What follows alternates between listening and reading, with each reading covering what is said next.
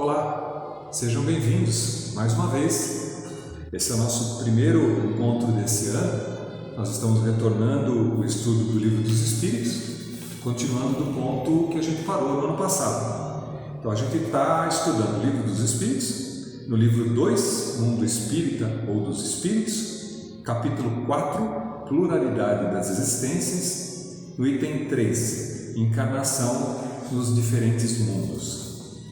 E a gente parou, retomando, na pergunta número 177 do Livro dos Espíritos, que diz assim: para chegar à perfeição e à suprema felicidade, destino final de todos os homens, tem o espírito que passar pela fieira de todos os mundos existentes no universo? E a resposta? Não, porquanto muitos são os mundos correspondentes a cada grau da respectiva escala, e o espírito, saindo de um deles, nenhuma coisa nova aprenderia nos outros do mesmo grau. Isso quer dizer que existem outros mundos na mesma condição de evolução na Terra.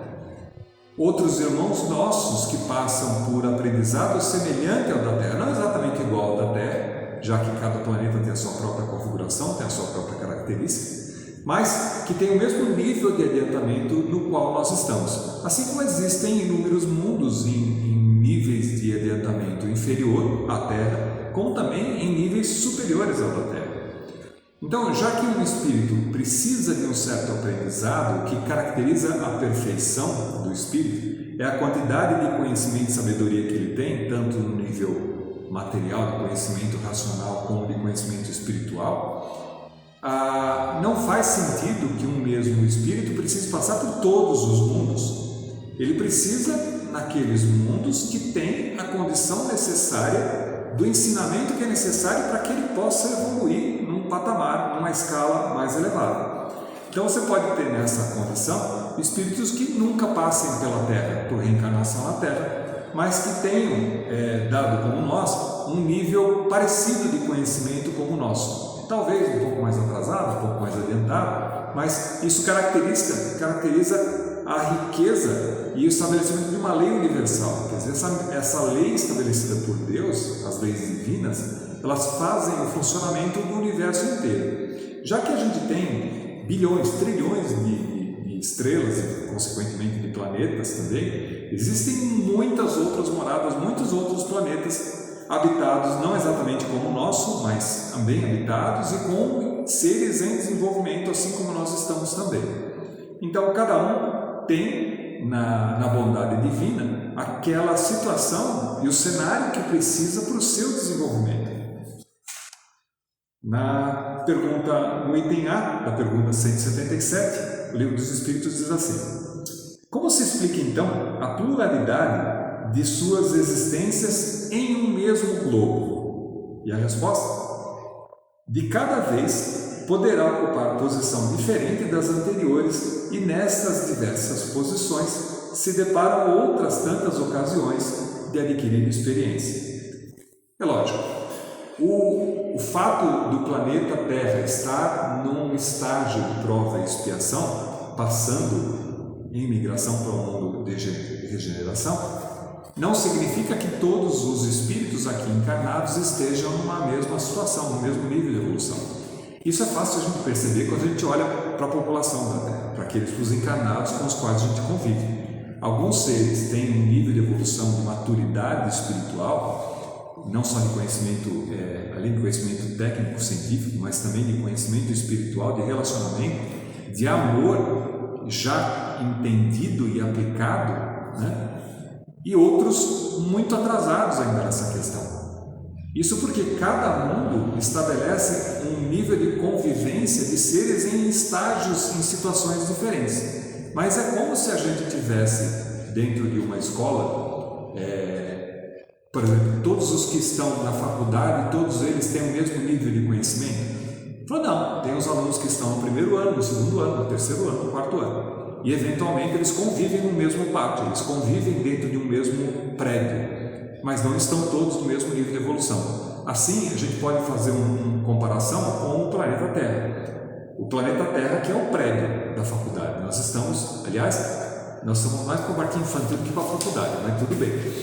porque a gente ainda enrosca ainda muitas coisas que são bastante essenciais para a evolução do espírito. Mas dá para a gente entender essa convivência com espíritos em situações de evolução, níveis de evolução espiritual diferentes.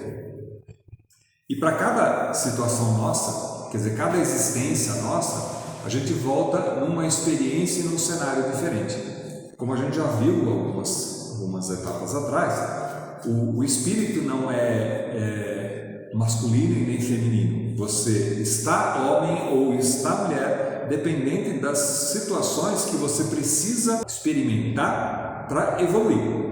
Então, nesse conjunto, uma hora a gente é homem, outra hora a gente é mulher, na outra a gente é rico, na outra a gente é pobre, em uma a gente nasce com uma vida mais facilitada, em outra com mais dificuldade. Isso porque essas várias experiências que a gente vai tendo em cada situação, em cada vivência encarnada, vai dando para a gente um conjunto de conhecimento necessário para a evolução do nosso espírito. Se a gente nascesse sempre no mesmo lugar, sempre na mesma família, sempre com o mesmo ambiente, a gente teria um conhecimento muito limitado das coisas que estão ao nosso redor. Quando a gente passa, através das várias existências, em situações diferentes, umas mais facilitadas, outras mais difíceis, a gente vai experienciando situações que vão dando para a gente a capacidade de a gente enriquecer de conhecimento, enriquecer de sabedoria, e saber ter uma empatia melhor, por exemplo, quando a gente percebe alguém que está em sofrimento.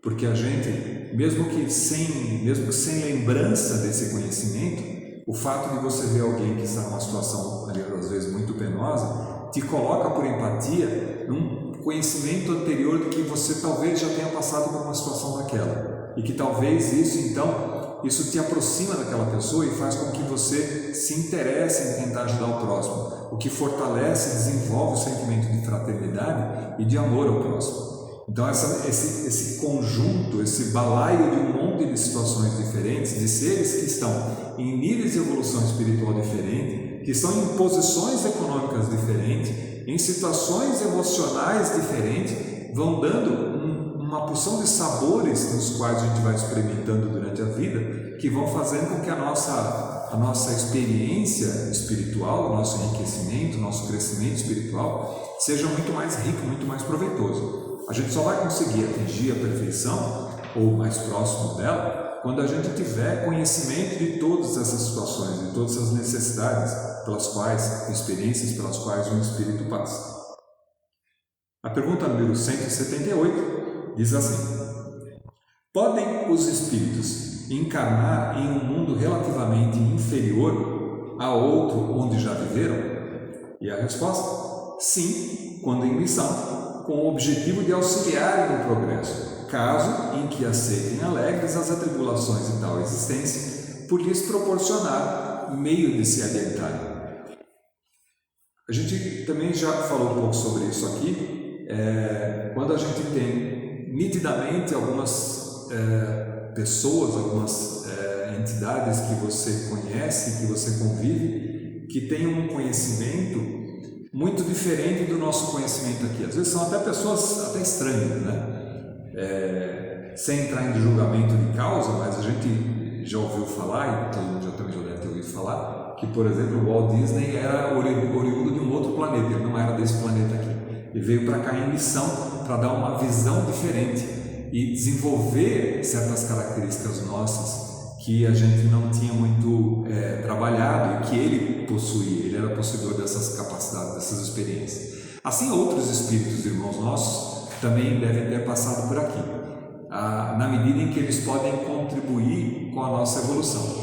Quando a gente olha os exilados de Capela, por exemplo, é um outro exemplo de irmãos que estavam numa situação de evolução diferente, de outros mundos, mas que, conhecedores de certas técnicas, de certas ciências, vieram para cá em missão para desenvolver aqui um certo trabalho, trazer um certo conhecimento, embora a gente também tenha informação e pelos próprios registros históricos do que a gente consegue ter ou inferir, que eles não tinham uma evolução moral tão grande assim, já que esse aspecto não era muito desenvolvido, mas eram muito mais desenvolvidos do que aqueles seres que eram muito mais inexperientes, muito mais infantis vivendo aqui. e estabeleceram certos conhecimentos, uma riqueza, uma cultura muito grande, que trouxe, por exemplo, para os egípcios, por exemplo, uma riqueza muito grande a nível de cultura, na época em que estavam, que não era comum no planeta Terra. Os seres encarnados e viventes aqui não tinham esse conhecimento.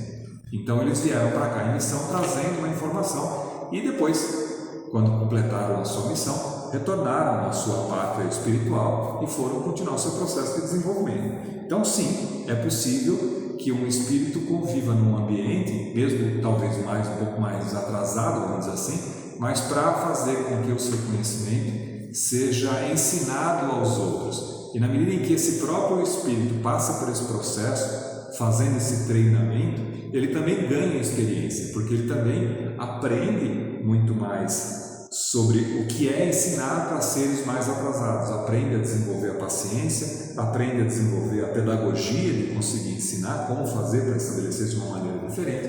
Então, ambos se beneficiam, aquele que é o que recebe o ensinamento, aquele que recebeu, aquele que é o missionário, e o missionário também, na medida em que ele também exercita a sua capacidade.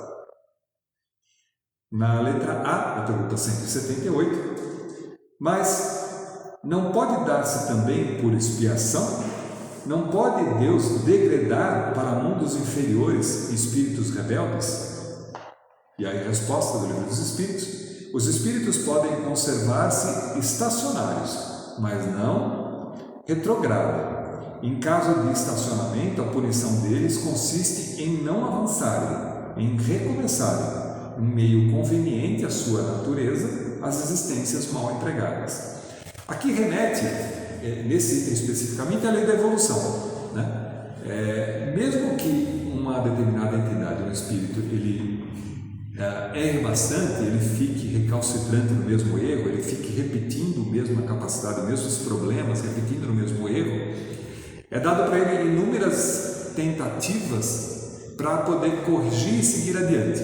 Quando isso não é aproveitado, existem inúmeras outras experiências que o espírito pode passar, de maneira que ele possa recomeçar esse processo. Algumas delas, por exemplo, quando a gente fala dos exilados de Capela, por exemplo, que os espíritos não estavam preparados para evoluir em Capela como um planeta de regeneração, voltaram para cá, mas num mundo que estava também em prova e expiação, mas de uma fase mais atrasada, para que eles pudessem evoluir exercitando aqui o seu conhecimento. Então eles não perderam aquilo que eles tinham alcançado, vieram para cá conhecedores das técnicas que eles tinham, mas tiveram que recomeçar aqui para poder ganhar a capacidade e o conhecimento para poderem ser merecedores de uma vida mais feliz, mais plena num mundo de regeneração. Então não existe nesse processo um processo de expiação no sentido de fazer voltar atrás, mas sim de recomeçar. Então o máximo que o espírito consegue fazer, com muita teimosia, vai ser ficar estacionado no mesmo nível de evolução, até que ele resolva sair desse propósito, desse nível, para poder conseguir avançar. No item B da pergunta 178, quais os que têm que recomeçar a mesma existência? E a resposta: os que faliram em suas missões ou em suas provas. Isso é, aquele que não consegue avançar com a experiência que é dada, retorna, recomeça, retorna, recomeça, até que ele seja capacitado para avançar para um ano seguinte, assim como também eram nas escolas antigamente, que a gente está passando por um processo diferente agora.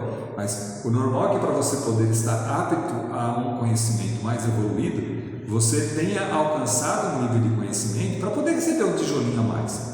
Se a base, se o fundamento, se o alicerce não está muito bem montado, você não tem muito firmeza para poder construir em cima desse alicerce. Então esse alicerce é o ensinamento, é esse conhecimento, é a evolução que o espírito alcançou. Na pergunta número 179, os seres que habitam cada mundo, hajam todos alcançado o mesmo nível de perfeição?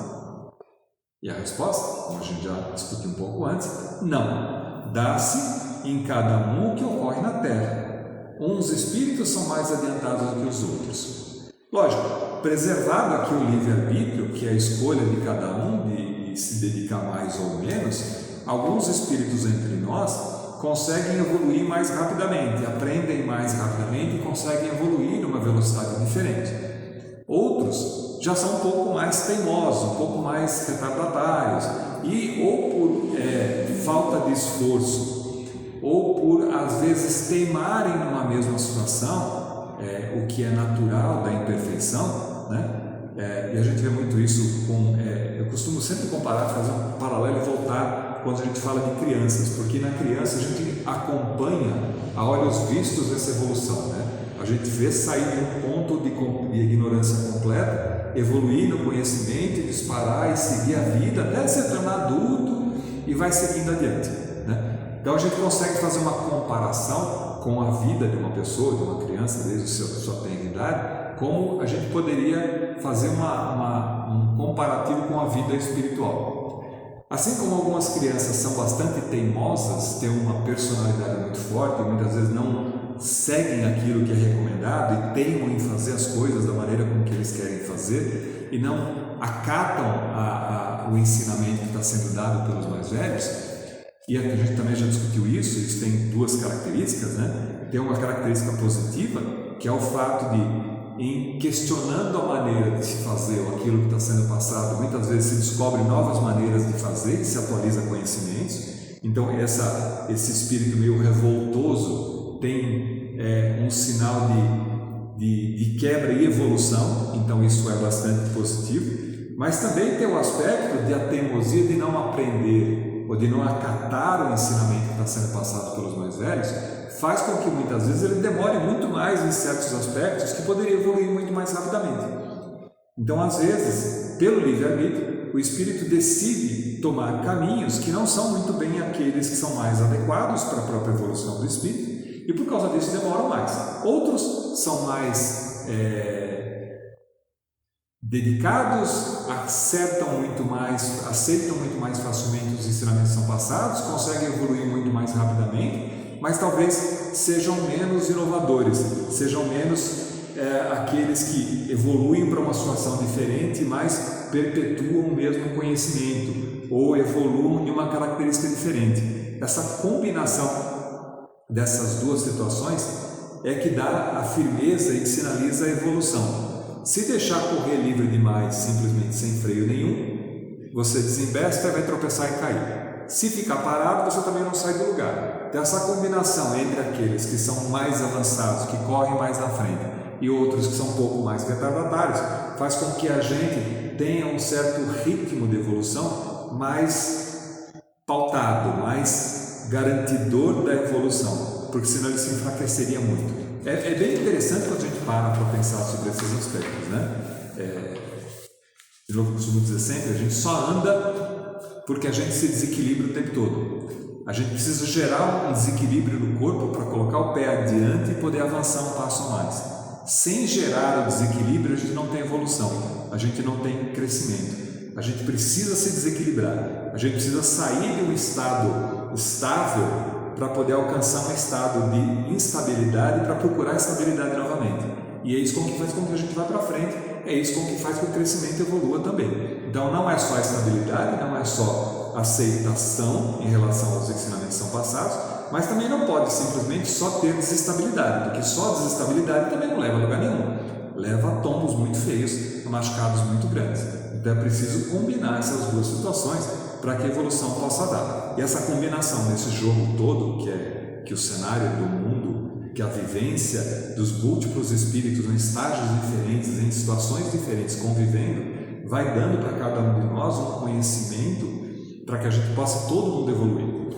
É como se a gente estivesse todos amarrados numa mesma corrente e que não adianta você querer correr sozinho na frente, porque a corrente que está presa no teu amiguinho do lado de trás vai te segurar, não vai deixar você correr para frente. Se você tenta forçar a correr demais, você vai machucar o pé.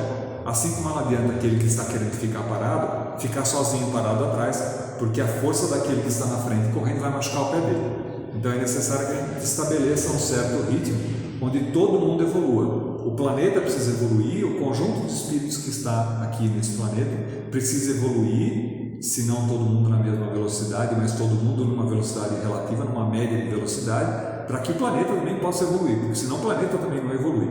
planeta só passa de um mundo de prova e regeneração para um mundo de prova e expiação para um mundo de regeneração, porque os espíritos que estão aqui estão sendo deslocados também nessa evolução, também estão aprendendo. Você vê a beleza dessa grandiosidade que é essa arquitetura divina que faz com que as coisas caminhem e sigam adiante. Na pergunta número 180, passando deste planeta para outro, conserva o espírito a inteligência que aqui tinha? A resposta? Sem dúvida, a inteligência não se perde. Pode, porém, acontecer que ele não disponha dos mesmos meios para manifestá-la, dependendo isso da sua superioridade e das condições do corpo que tomar. Cada cenário é diferente, cada planeta é diferente, estabelece um conjunto de situações, de limites mesmo, que a matéria impõe. O nosso espírito encarnado aqui na Terra tem uma limitação da estrutura física da qual compomos, que estabelece para a gente certos limites de velocidade, certos limites do quanto a gente consegue enxergar adiante, do quanto a gente consegue ouvir, de quanta força nós conseguimos fazer. Estando o espírito livre dessa matéria e adquirindo uma outra capacidade em um outro mundo, e a gente também já viu que uma vez que o mesmo espírito ele sai de um mundo e encarna em um mundo diferente, ele retorna a um mundo diferente, ele estabelece nesse outro mundo a corporificação de maneira diferente também, já que a matéria desse nosso planeta é a matéria que constitui o nosso planeta. Né? Não entra nada nem sai nada desse planeta, a não ser uns pedrinhos que caem de vez em quando, uns pedaços de cometa que caem em cima e alguns foguetinhos que a gente manda para fora, mas no geral está tudo preso aqui dentro. Então o que a gente é composto é aquilo que está no nosso planeta. Se nós sairmos desse planeta e reencarnamos em um planeta diferente, nós teremos então uma formulação, um corpo diferente, uma maneira diferente. A gente sabe que o próprio perispírito depende da composição do planeta.